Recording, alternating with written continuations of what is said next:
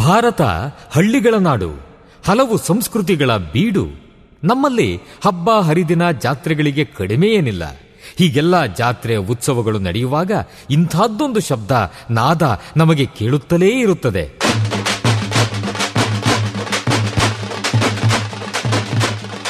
ಒಮ್ಮೊಮ್ಮೆ ಹೊಸ ಉತ್ಸಾಹ ಬಡಿದೆಬ್ಬಿಸುವ ನಾದ ವೈಭವ. ಇದು ತಮಟೆಯ ಸದ್ದು, ಡೊಳ್ಳಿನ ಸದ್ದು. ಇವು ಮೇಳೈಸಿದಾಗ ಒಮ್ಮೆಲೆ ಒಗ್ಗೂಡುತ್ತವೆ ನಮ್ಮ ಮೈಮನಗಳು. ಇದು ಗ್ರಾಮೀಣ ಸಂಸ್ಕೃತಿ. ಇಲ್ಲಿ ಇಲ್ಲ ಯಾವುದೇ ಇತಿಮಿತಿ. ಕಾಲುಗಳು ಕುಣಿಯುತ್ತವೆ, ಹೃದಯ ಸಂಭ್ರಮಿಸುತ್ತದೆ. ಕರ್ನಾಟಕದ ವೈಶಿಷ್ಟ್ಯ ನಿಮ್ಮ ಸಮುದಾಯ ರೇಡಿಯೋನಲ್ಲಿ. Radio active 90.4 megahertz. ಕೇಳಿ ರೇಡಿಯೋ ಆಕ್ಟಿವ್ ಆಗಿ active. Active active active active. ನಮಸ್ಕಾರ ಗೆಳೆಯರೆ, ನಿಮಗೆ ನವೆಂಬರ್ ಮಕ್ಕಳ ಹಕ್ಕುಗಳ ಮಾಸ. ಈ ಮಾಸದಲ್ಲಿ ವಿಶ್ವಸಂಸ್ಥೆ ತೆಗೆದುಕೊಂಡಿರ್ತಕ್ಕಂಥ ಪ್ರಮುಖವಾದ ಒಂದು ವಿಚಾರ ಏನಪ್ಪ ಅಂತ ಹೇಳಿದ್ರೆ ಮಕ್ಕಳು ಮತ್ತು ಕ್ರೀಡೆಗಳು. ಆ ಕ್ರೀಡೆಗಳಲ್ಲಿ ಗ್ರಾಮೀಣ ಕ್ರೀಡೆಗಳ ಬಗ್ಗೆ ನಮ್ಮ ಹತ್ರ ಜೊತೆ ಮಾತಾಡೋದಕ್ಕೆ ಕೃಷ್ಣಪ್ಪ ಅವರಿದ್ದಾರೆ. ಅವರು ಬಾಲ್ಯದಲ್ಲಿ ಮರಕೋತಿ ಆಟ ಆಡಿದವರು, ಈಜನ್ನು ಹೊಡೆದವರು, ಭಾಳಷ್ಟು ಆಟಗಳನ್ನ ಆಡ್ತಾಯಿದ್ರು. ಅವರು ಏನು ಶಿಕ್ಷಣವನ್ನು ಪಡೆಯದೆ ಒಂದು ಅದ್ಭುತವಾದ ಸಾಧನೆ ಮಾಡಿದ್ದಾರೆ ಇಂದು. ಅವರ ಬಗ್ಗೆ ಅವರ ಮಾತುಗಳಲ್ಲೇ ಅವರ ವಿಚಾರಗಳನ್ನ ಕೇಳೋಣ. ಕಾರ್ಯಕ್ರಮಕ್ಕೆ ಸ್ವಾಗತ ಕೃಷ್ಣಪ್ಪ ಅವರಿಗೆ. ಈಗ ಹೇಳಿ ಕೃಷ್ಣಪ್ಪ ಅವರೇ, ಬಾಲ್ಯದಲ್ಲಿ ಎಂಥ ಕೆಲಸಗಳನ್ನ ಮಾಡ್ತಿದ್ರಿ, ಎಂಥ ಆಟಗಳನ್ನ ಆಡ್ತಾ ಇದ್ರಿ ನೀವು? ನಾವು ಚಿಕ್ಕ ಹುಟ್ಟದಲ್ಲಿ ನಾವೇನು ಶಾಲೆಗೆ ಹೋಗ್ಲಿಲ್ಲ. ಸ್ಟಾರ್ಟಿಂಗ್ ಅಲ್ಲಿ ಮೇಕೆ ಮೇಯಿಸಿದ್ರೆ, ಆಮೇಲೆ ಮೇಕೆ ಮೇಯಿಸ್ಕೊಂಡು ಆಮೇಲೆ ಆಟ ಆಡ್ಕೊಂಡು ಮರ್ಕೋತಿ, ಈಜು ಹೊಡೋದು, ಸೈಕಲ್ ತಗೊಂಡು ನೀರೊಳಗಡೆ ಹಾಕೋದು, ಎತ್ಕೊಂಬರೋದು. ಅವು ಬೇಜಾನ್ ಬೈಕ್ಗಳಲ್ಲಿ ನೀರು ಬರ್ತಾ ಇತ್ತು ಕೆರೆಯಲ್ಲೆಲ್ಲ. ಆಟ ಆಡ್ಕೊಂಡು ಬಂದ್ರಿ. ಸ್ಕೂಲ್ಗೆ ಹೋಗಿದ್ದೆ, ನನ್ಗೆ ಓದೋದ್ ಅಂಟ್ಲಿಲ್ಲ. ಸ್ಕೂಲ್ಗೆ ಬಾಗ್ದೂರ್ ಸ್ಕೂಲ್ಗೆ ಹೋಗ್ತಾ ಇದ್ರಿ ಅವಾಗ. ನನ್ಗೇನು ಅಂಟಿಲ್ಲ ನನಗೆ. ಒಂದ್ 2ನೇ 3ನೇ ಕ್ಲಾಸ್ ಗಂಟೆ ಹೋಗಿ ಆಗ್ಲಿಲ್ಲ ಓದಕ್ಕೆ. ಸ್ಕೂಲ್ ಬಿಟ್ಬಿಟ್ರಿ? ಸ್ಕೂಲ್ ಬಿಟ್ಬಿಟ್ಟು ಏನ್ ಮಾಡಿದ್ರೆ? ಸ್ಕೂಲ್ ಬಿಟ್ಬಿಟ್ಟು ಹಂಗೆ ಮೇಕೆ ಇಗ್ಲಿತ್ತು ನಮ್ಮ ಮನೇಲಿ. ಮೇಕೆ ಎಮ್ಮೆ ಇತ್ತು, ಮೇಯಿಸ್ಕೊಂಡೇ ಇದ್ರಿ. ಒಂದ್ 10-12 ವರ್ಷ ಆದ್ಮೇಲೆ ನಾನು ವ್ಯವಸಾಯಕ್ಕೆ ಬಂದೆ. ಆಮೇಲೆ ನಮ್ ತಂದೆನು ಅಷ್ಟಾಗಿದ್ರು. ಈಗ ನಾವು ಒಂದ್ 2 ಕಟ್ಕೊಂಡು ನಾಟಿ ಹಸ 2 ಕಟ್ಕೊಂಡು ಆರಂಭ ಮಾಡಕ್ಕೆ ಹೋದಾಗ ನಮ್ ಚಿಕ್ಕ ಹುಡ್ಗ ನೆಗ್ಲಿ ಎತ್ಕೊಂಡು ಹೋಗಕ್ ಆಗ್ತಾ ಇಲ್ಲ. ಜಮೀನ್ ಹತ್ರ ನಿಲ್ಸ್ಕೊಂಡು 2-3 ಕಡೆ ಎತ್ಗಳು ನಿಲ್ಸ್ಕೊಂಡು ಹೆಗ್ಲ ಮೇಲೆ ಇಕ್ಕೊಂಡು ತಗೊಂಡೋಗಿ ಹೊಲ ಹೊತ್ತು ಎಲ್ಲ ಮಾಡಿ. ಅವಾಗ ಮಳೆ ಎಲ್ಲ ಚೆನ್ನಾಗ್ ಬರ್ತಾ ಇತ್ತು ಅವಾಗ. ಬಂದಾಗ ಒಳ್ಳೆ ಬೆಳೆನು ಬೆಳ್ತಾ ಇದ್ದ. ಅವಾಗ ಟ್ರಾಕ್ಟರ್ಗೆಲ್ಲ ಏನು ಇರ್ಲಿಲ್ಲ, ಬರೀ ಎತ್ತಿನ ಗಾಡಿ ಅಷ್ಟೇ. ಅವಾಗ ಟ್ರಾಕ್ಟರ್ ಇರ್ಲಿಲ್ಲ ಬಿಡಿ. ಆಗ ಎತ್ತಿನ ಗಾಡಿಯಲ್ಲಿ ಇದ್ದಾಗ ನಾವು ಹೊಲ ಪೂರ್ತಿ ಒತ್ತು ಗುಂಡಿ ಹಾಕಿ ಕೊಯ್ದು ಅಲ್ಲಿಂದ ನಾವಿಬ್ರೆ. ನನ್ ಜೊತೆಗಾರ ಒಬ್ಬ ಇದ್ದ, ನಮ್ಮರಲ್ಲಿ ಕೃಷ್ಣಪ್ಪ ಅಂತ ಅವನ ಹೆಸರು. ಆಮೇಲೆ ನನ್ ಬಮ್ಮ ಇದೆ ನಾಣಸೆಮ್ಮೆ ಅಂತ. ಇವರು ನನ್ನ 3-4 ಜನ ಒಂದು ಗ್ರೂಪ್ ಅಲ್ಲಿ ನಾವು ಇದ್ರಿ. ಈಗ ಅವ್ರ ಹೊಲ ಒತ್ತಾಗ ನಾವು ಹೋಗೋದು, ಅವ್ರ ಹೊಲ ಒಳಕ್ ನಾವು ಬರ್ತಾ ಇದ್ರಿ. ಈ ತರ ನಾವು ಹೊಲ ಕೊಯ್ಯೋದು, ಅಲ್ಲಿ ಕುಪ್ಪೆ ಇಡೋದು, ತಿರ್ಗ ಅಲ್ಲಿಂದ ಮತ್ತೆ ಎತ್ತಿನ ಗಾಡಿಯಲ್ಲಿ ತಗೊಂಡ್ಬರೋದು. ಆ ಎತ್ತುಗಳನ್ನ ಒಂದೊಂದೇ ಹಸುಗಳು ಕೊಡ್ಸ್ತಾ ಇದ್ದಿತ್ತು. ಅದು ಬರ್ತಾ ಬರ್ತಾ ತಲೆ ಬಗ್ಸ್ತು ಅಂದ್ರೆ ಅವರೆಲ್ಲ ಮುಂದೆ ಬಿದ್ದೋಗ್ಬಿಡೋದು. ತಿರ್ಗಾ ಅಲ್ಲಿಂದ ನಿಲ್ಸಿ, ತಿರ್ಗಾ ತುಂಬಿ, ತಿರ್ತಂದ್ ಕಂಡಲ್ಲಿ ಹಾಕಿ. ಅಂದ್ರೆ ಒಂಥರ ನಿಮ್ಮ ಚಿಕ್ಕ ವಯಸ್ಸು ತುಂಬಾ ಬಾಲ್ಯ ಅಂತ ಕೇಳಿದ್ರೆ ತುಂಬಾ ಕಷ್ಟ ಅಂತ ಅನ್ಸುತ್ತೆ. ಸ್ಕೂಲ್ಗೆ ಹೋಗೋ ಮಕ್ಕಳು ನೋಡಿದ್ರೆ ಏನ್ ಅನ್ಸ್ತಾ ಇತ್ತು ನಿಮ್ಗೆ ಅವಾಗ?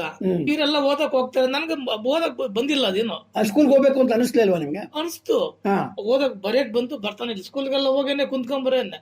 ನಮ್ಮರಲ್ಲಿ ಇದ್ರು ಇವ್ರು ಶಂಕರಪ್ಪ ಮೆಸ್ಟರ್ ಅಂತಿದ್ರು. ಅವರು ಬಂದು ಸಿಕ್ಕಾಪಟ್ಟೆ ನನ್ಗೆ ಅಡ್ಡದಲ್ಲಿ ಒಂದ್ ಹೆಸರು ಇಟ್ಟಿದ್ರು, ಕಪ್ಪಿಯಪ್ಪ ಅಂತ. ಹೋಗೋ ದಾರಿಯಲ್ಲಿ ಜಲ್ಲಿ ರೋಡ್ ಇದು, ನಮ್ಮೂರು ಚಾಕ್ಲೇಟ್ ಇಂದ ಬಾಗೂರ್ ಗೋವಾ ಜಲ್ಲಿ ರೋಡ್ ಇದು. ಈ ಕುದುರೆ ಆಳುಗಳು ಇನ್ನಿಟ್ಟು ಬೋಲ್ಟ್ ಬಿದ್ದೋಗಿದ್ರೆ ಅದನ್ನೆಲ್ಲ ಎತ್ಕೊಂಡೋಗಿ ಬ್ಯಾಗಲ್ಲಿ ಇಟ್ಕೊಂಡೆ. ಸಿಲೇಟ್ ತಳ ಬಲ್ಪ ತೆಗಿ ಅಂದ್ರೆ ಇವ್ ಕಾಡ್ಸೋ, ಕಬ್ಬಣ ಕಾಡ್ಸೋವು. ಅದ್ರಕ್ಕೊಂದ್ಸಲ ಇವ್ ಕಬ್ಬಣ ಎತ್ಕೊಂಡ್ಬರ್ತಾನೆ ಅಂತ ಹೇಳ್ಬಿಟ್ಟು ಅವ್ರು ಒಂದ್ ಹೆಸರು ಇಟ್ಟಿದ್ರು. ಇದೆಲ್ಲ ಮಾಡ್ಕೊಂಡ್ ಬಂದು ಸ್ವಲ್ಪ ಓದ ಅಂಟಿಲ್ಲ, ಬಿಟ್ಬಿಟ್ಟು ಆಮೇಲೆ ವ್ಯವಸಾಯ ಮಾಡಕ್ ಶುರು ಮಾಡಿದ್ರೆ. ಆದ್ರೂ ಬಹಳಷ್ಟು ಇಂಪಾರ್ಟೆಂಟ್ ಆಗಿ ನೀವೀಗ ಅತ್ಯಂತ ದೊಡ್ಡ ಒಬ್ಬ ಜಮೀನ್ದಾರು ನಮ್ಮ ಊರಲ್ಲಿ.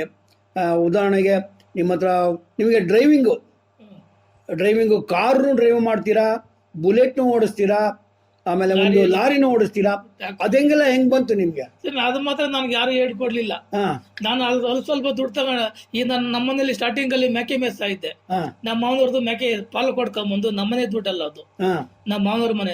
ಅಂದ್ರೆ ನಮ್ಮ ತಾಯಿ ತವ್ರ ಮನೆದು ಅವರು ನನ್ ಮೇಕೆ ಬಿಟ್ರು ಇಲ್ಲಿಗೆ, ಹಾ ನನ್ ಮೇಕೆ ಮೇಸವಾಗ ಹ್ಮ್ ಒಂದು ಹೆಣ್ ಮೇಕೆ ಇಟ್ಕೊಂಡ್ ಬಂದೆ. ಅದ್ರಲ್ಲಿ ಒಂದು ಓತ ಕೊಡ್ತು, ಹ್ಮ್ ಇನ್ನೊಂದು ಓತ ಕೊಟ್ಮೇಲೆ ಮೇಕೆ ಅವ್ರು ಕೊಟ್ಬಿಟ್ಟೆ ಅವ್ರಿಗೆ. ಓಕೆ ಆ ಓತ ಮೇಯಿಸ್ಕೊಂಡಿದ್ದೆ.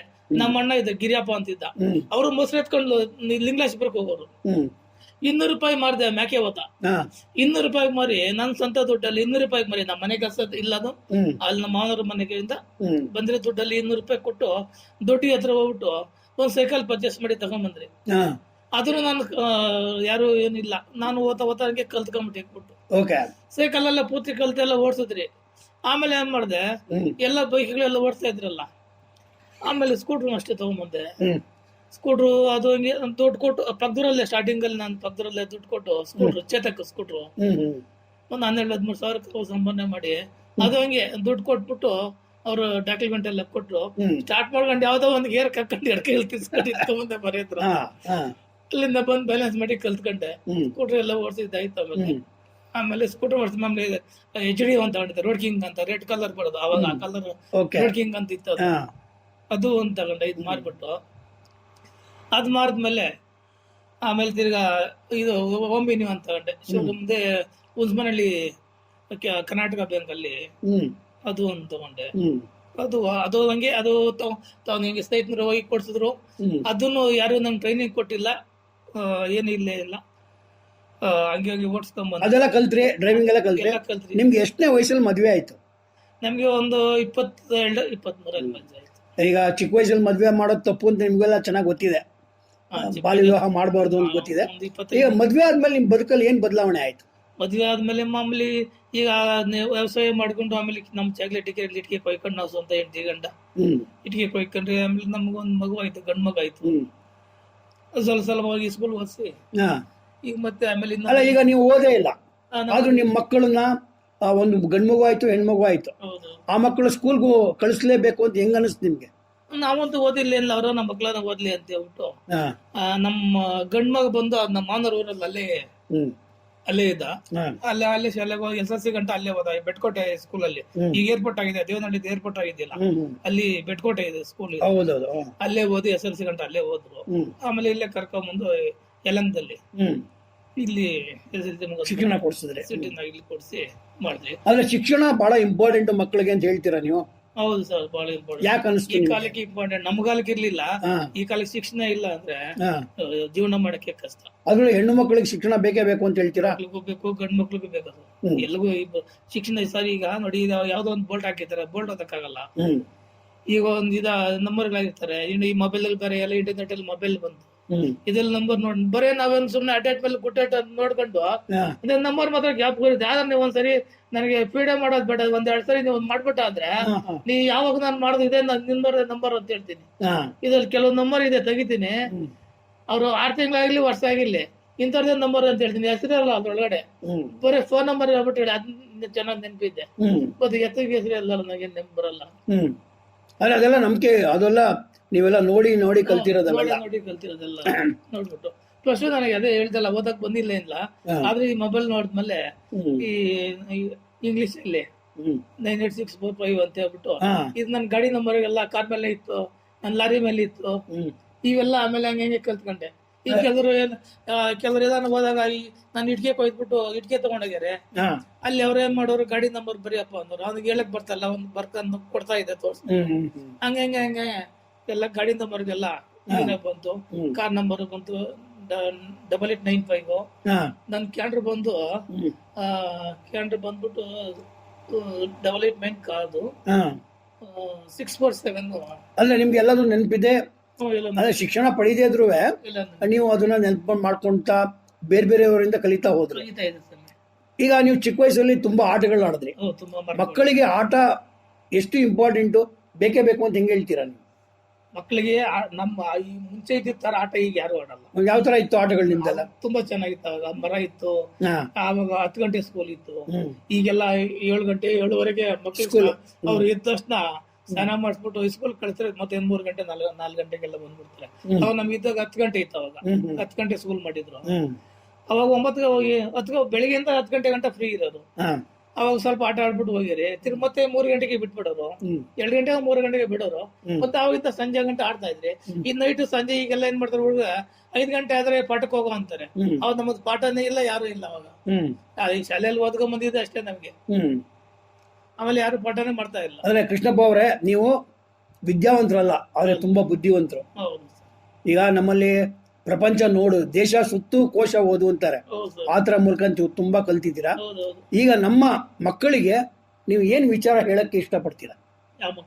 ಈಗ ಈಗಿರೋ ಮಕ್ಕಳಿಗೆ ತುಂಬಾ ಮೊಬೈಲ್ ಯಾವಾಗ್ಲೂ ನೋಡ್ತಾ ಇರ್ತಾರೆ. ಮೊಬೈಲ್ ನೋಡ್ಬೇಕಾ ಮಕ್ಕಳು ಬೇಡವಾ? ಮೊಬೈಲ್ ನೋಡೋದು ಅಷ್ಟೊಂದು ಜಾಸ್ತಿ ಅವ್ರಿಗೆ ಬೇಡಬಾರ್ದು, ಓದ್ಬೇಕು. ಆಟ ಆಡಲ್ಲ, ಮೊಬೈಲ್ ನೋಡ್ತಾ ಕೂತಿರ್ತಾರೆ, ಏನ್ ಮಾಡೋದು? ಈಗ ಆಟನೇ ಇಲ್ಲ, ಈಗ ಆಟದ ಮರ ಇಲ್ಲ, ಊರಲ್ಲಿ ಮರ ಇಲ್ಲ, ಮರಕೊಟ್ಟಿ ಈಜೋಡಕ್ಕೆ ಬೈಗ್ಲೇ ಇಲ್ಲ, ಎಲ್ಲ ಬೋರ್ವೆಲ್ ಬಂದು ಈಜೋಡಕ್ಕೆ ಆಗಲ್ಲ. ಇವತ್ತೇ ಸ್ವಿಮ್ಮಿಂಗ್ ಪೂಲ್ಗೆ ಹೋಗು ಅಂತಾರೆ, ಯಾರು ಕರ್ಕೊಂಡು ಈಗ ಅಲ್ಲೆಲ್ಲ ದುಡ್ಡು ಕೊಡ್ಬೇಕು. ಕೆಲವರೆಲ್ಲ ಬಡವ್ರ ಮಕ್ಳೆಲ್ಲ ದುಡ್ಡು ಕೊಡಕ್ಕಾಗಲ್ಲ. ಅದರಿಂದ ಬರೀ ಮೊಬೈಲ್ ಅಲ್ಲಿ ಯಾವ ಗೊಂಬೆಗಳು ಅವೆಲ್ಲ ಬರ್ತಾವಲ್ಲ, ಈ ಸರ್ಕಸ್ ಗೊಂಬೆಗಳು ಎಲ್ಲ ನೋಡ್ಕೊಂಡೇ ಕಾಲ ಕಳೀತಾರೆ. ಆದ್ರೆ ಈಗ ಮಕ್ಕಳಿಗೆ ಸ್ಕೂಲ್ ಕಳಿಸ್ಬೇಕೋ ಬೇಡ? ಕಳ್ಸ್ಬೇಕು ಸರ್. ಈಗ ಇದ್ರಲ್ಲಿ ಸ್ಕೂಲ್ ಚಿಕ್ಕ ಎಂತ ಬಡ ಮಕ್ಕಳಾದ್ರೂ ಕೂಡ ಗೌರ್ಮೆಂಟ್ ಸ್ಕೂಲಲ್ಲಾದ್ರೂ ಓದ್ಲೇಬೇಕು. SLC ಇಟ್ಕೊಂಡಾದ್ರೂ ಓದ್ಲೇಬೇಕು ಸರ್. ಬರ್ತಾ ಬರ್ತಾ ಓದ್ರಂದ್ರೆ ಅವ್ರಿಗೆಲ್ಲ ಮಕ್ಕಳಿಗೆ ಶಿಕ್ಷಣ ಬಹಳ ಇಂಪಾರ್ಟೆಂಟ್ ಹೇಳ್ತಾ ಇದ್ದೀರಾ. ಮಕ್ಕಳಿಗೆ ಶಿಕ್ಷಣ ಓದಿದ್ದೀರಾ, ಬಹಳಷ್ಟು ಸಾಧನೆಗಳು ಮಾಡಿರ್ತಕ್ಕಂಥ ನಮ್ಮ ಕೃಷ್ಣಪ್ಪ ಅವ್ರು ಹೇಳ್ತಾ ಇರೋದು ಏನಂದ್ರೆ, ಮಕ್ಕಳಿಗೆ ಸ್ಕೂಲಿಗೆ ಕಳಿಸೋದು ಅನಿವಾರ್ಯ. ಸ್ಕೂಲಿಂದನೇ ಒಬ್ಬ ಮಗು ಅಥವಾ ಒಬ್ಬ ಬಾಲಕ, ಒಬ್ಬ ಬಾಲಕಿ ತಾವು ಉತ್ತಮ ನಾಗರಿಕರಾಗಿ ಸಾಧ್ಯ, ಉತ್ತಮ ಬದುಕನ್ನು ಬದುಕಿ ಸಾಧ್ಯ ಅಂತ ಹೇಳ್ತಿದ್ದಾರೆ. ಅವರಿಗೆ ಕರ್ನಾಟಕದ ಎಲ್ಲ ಮಕ್ಕಳ ಪರವಾಗಿ ಧನ್ಯವಾದಗಳನ್ನ ಅರ್ಪಿಸ್ತಾ ಇದ್ದೀನಿ. ಧನ್ಯವಾದಗಳು ಕೃಷ್ಣಪ್ಪ ಅವರೇ. ಧನ್ಯವಾದಗಳು. ಜೈ ಕರ್ನಾಟಕ. ಊಟ ಅಂದ್ರೆ ಬರೀ ಉಪ್ಪಿನಕಾಯಿ ಅಲ್ಲ, ಉಪ್ಪಿನಕಾಯಿ ಊಟದ ಜೊತೆಗೆ ಮಾತ್ರ. ಹಾಗೇನೆ ರೇಡಿಯೋ ಕಾರ್ಯಕ್ರಮಗಳಲ್ಲಿ ಮನರಂಜನೆ ಮುಖ್ಯ ಅಲ್ಲ, ಮನರಂಜನೆಯೊಂದಿಗೆ ವಿಚಾರಪೂರ್ಣ ಕಾರ್ಯಕ್ರಮಗಳು ಅಗತ್ಯ.